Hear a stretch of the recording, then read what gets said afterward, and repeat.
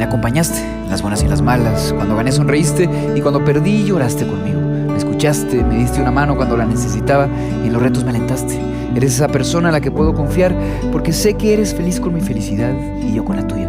Por eso y más, no lo digo mucho, pero gracias por estar. Puedo abrazarme a ese pequeño que aguantó por mí. Le digo, no fue tu culpa, nunca lo fue. Que hoy ya no tiene que fingir. Vuelvo a buscarlo.